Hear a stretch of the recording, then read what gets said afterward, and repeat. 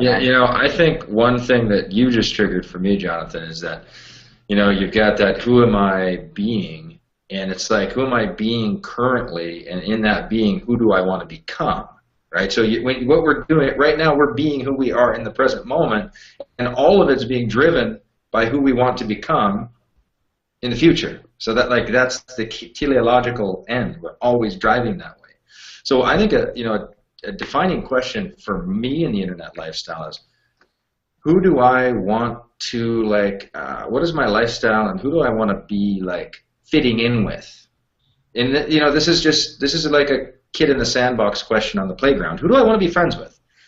And for me, I wanted to be friends with people that were really, really fun and did what they want, and they didn't complain.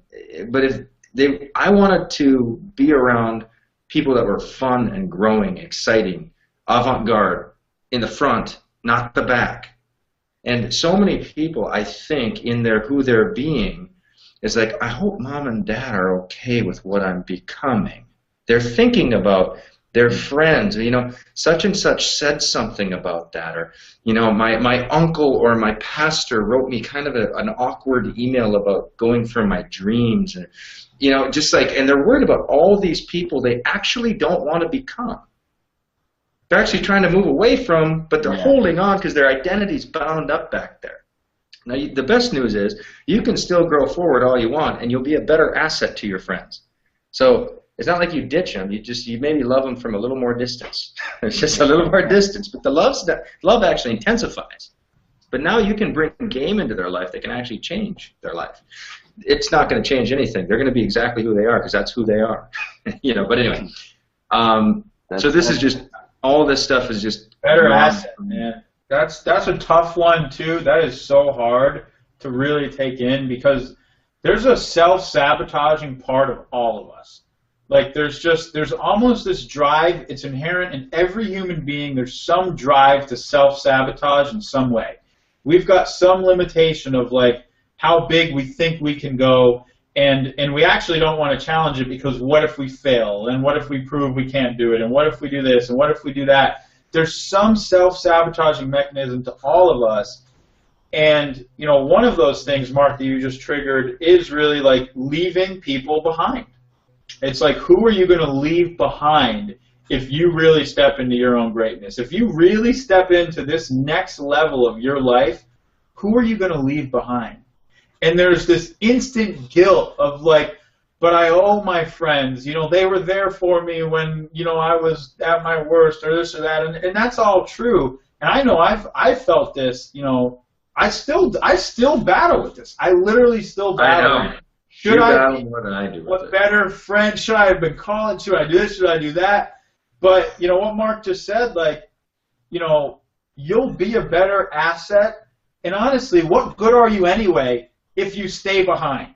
If you say, oh, okay, if it's so noble to stay behind in the old lifestyle that you knew, because that's where your friends are, and that's where you can support them, and that's where they'll feel good about themselves because you're still just at the same level with them. If it's so noble to stay behind, then do it. But the reality is, are you helping anyone by doing that? Is that really going to make a difference in the world? Are you adding any value at all by staying behind? And it's crazy how much we will sabotage because of some belief like that. I still battle with it. That's where the skill, I think, comes into, we have to fiercely watch ourselves and fiercely sort of discover these ways that we hold ourselves back. Because no matter what level of the game you're stepping into, there's only new ways that you hold yourself back. When you distinguish the old ways, that's great. You're going to get through to that next level. But now I'm looking out for all the ways that I hold myself back now. When I step into that meeting with the founder of, Jabra or whatever, who cashed out for $200 million, and I'm instantly thinking, I have no right to be in this meeting. I'm just this stupid little internet direct sales guy. I only made, $20 million. I suck, right? I can't be in this meeting.